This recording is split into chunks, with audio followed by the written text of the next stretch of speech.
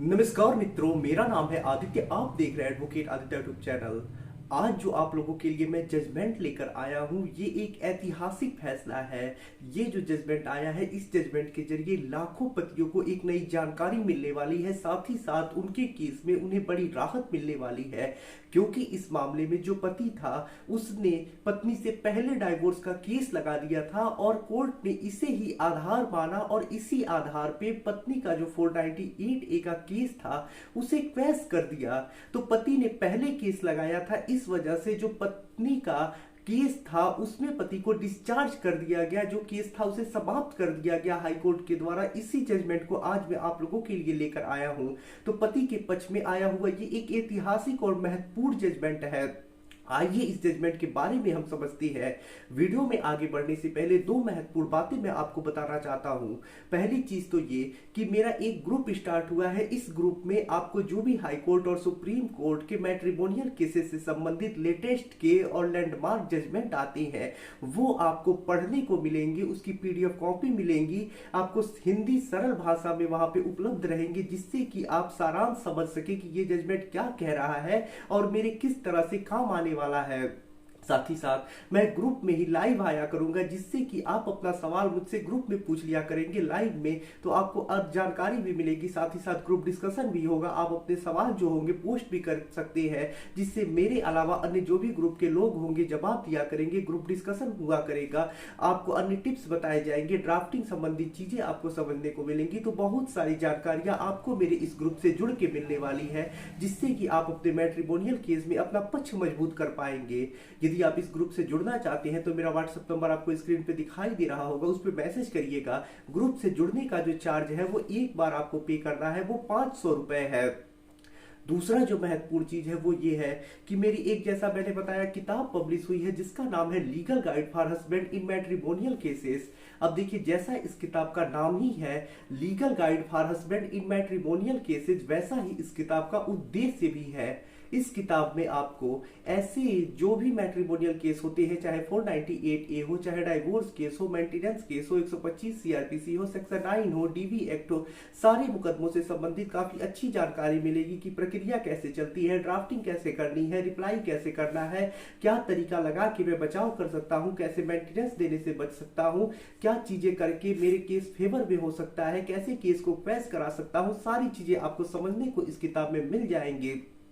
तो ये जो किताब है, अगर आप बाई करना चाहते हैं तो व्हाट्सएप नंबर स्क्रीन पे दिखाई दे रहा होगा, उस पर मैसेज करिएगा। किताब का जो मूल्य है वो 600 रुपए है, जिसमें 100 रुपए कोरियर चार्ज है, 50 रुपए किताब का मूल्य है। तो किताब बाई करने के लिए या ग्रुप से जुड़ने के लिए मेरे व्हाट्सएप पे मैसेज करिएगा। तो आइए अब अपने महत्वपूर्ण जजमेंट की तरफ आगे बढ़ते हैं।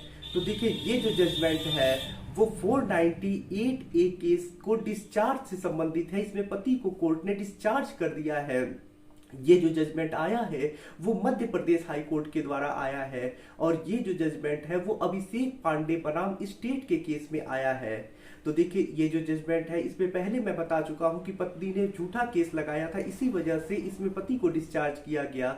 अब ये वजह क्या बना कि पत्नी के पहले ही पति ने केस लगाया था, यही वजह बना। तो आइए थोड़ा सा केस के फैक्ट को हम समझते हैं। लेकिन यदि आप इस जजमेंट की कॉपी चाहते हैं, डाउनलोड करना चाहते हैं, अपने केस में लगाना चाहते हैं, जजमेंट को अच्छे से समझना चाहते हैं, तो जो मैंने ग्रुप बताया उससे आपको जुड़ना होगा। उस ग्रुप से जुड़ के आपको सारी चीजें उपलब्ध हो जाएंगी, अन्य बहुत सारे जजमेंट भी मिल जाएंगे।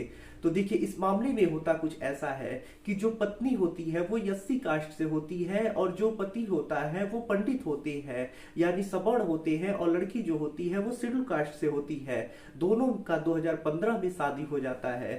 शादी होने के बाद 2016 तक दोनों साथ रहते हैं। उसके बाद दोनों अलग अलग रहना शुरू कर देते हैं। दोनों में कुछ विवाद हुआ होगा, इसकी वजह से दोनों अलग हो जाते हैं। जब दोनों अलग अलग रहना शुरू कर देते हैं तो पत्नी कुछ नहीं करती है, सिर्फ दोनों ऐसे ही अलग रहना शुरू कर देते हैं।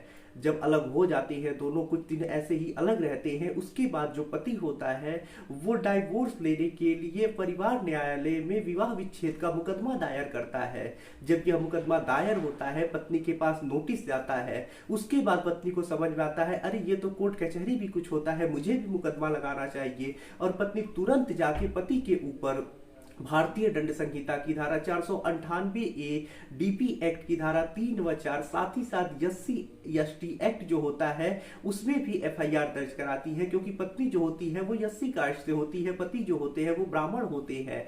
तो इस वजह से एससी एसटी एक्ट के तहत भी इसमें एफआईआर दर्ज होता है। अब देखिए, जब मामला दर्ज हो जाता है उसके बाद जो पति होता है वो इस मामले को उतना लेता नहीं है, कुछ होता नहीं है। पहले तो देखिए पुलिस इन्वेस्टिगेशन करती है, उसके बाद कोर्ट में चार्जशीट लगाती है। जब चार्जशीट लग जाता है तो उस समय जो पति होता है खुद को डिस्चार्ज कराने के लिए डिस्चार्ज एप्लीकेशन लगाता है। क्योंकि एससी एसटी एक्ट लगा होता है इसलिए ये सेशन कोर्ट में मामला चल रहा होता है।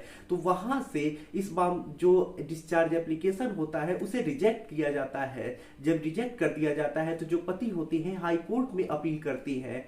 हाई कोर्ट में पति की तरफ से ये तर्क दिया जाता है कि देखिए 2015 में शादी होती है, 2016 तक दोनों साथ साथ रहते हैं, उसके बाद दोनों अलग हो जाती हैं। जब दोनों अलग हो जाते हैं तो पति लगभग 1 साल के बाद विवाह विच्छेद का मुकदमा लगाता है।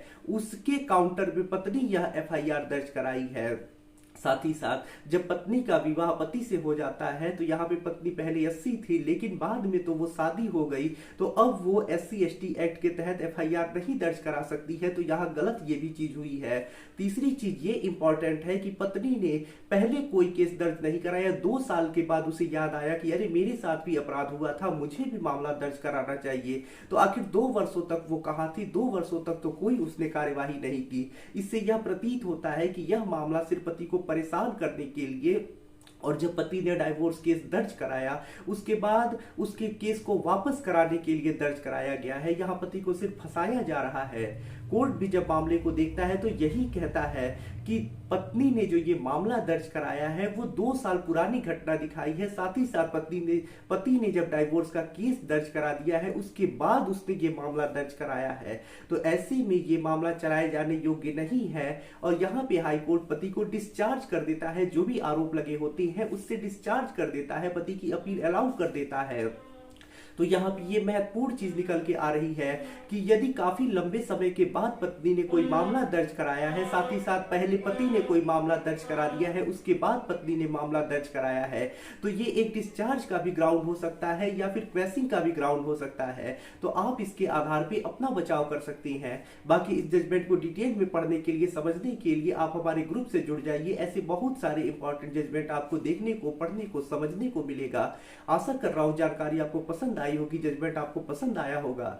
यदि आप किसी कानूनी समस्या से परेशान हैं और ऐसे में आप मुझसे फोन पे बात करके अपनी कानूनी समस्या का समाधान प्राप्त करना चाहते हैं तो इसके लिए मेरा व्हाट्सएप नंबर स्क्रीन पे दिखाई दे रहा होगा, उस पर मैसेज करके अपॉइंटमेंट बुक करा के आप मुझसे कॉल पे बात कर सकते हैं। वीडियो पसंद आया हो तो वीडियो को लाइक करें, अपने दोस्तों के साथ शेयर करें, और यदि आप चैनल पे नए हैं तो चैनल को सब्सक्राइब करके बेल आइकन को दबाएं। मिलते हैं नए वीडियो के साथ अगले दिन, तब तक के लिए जय हिंद, जय भारत।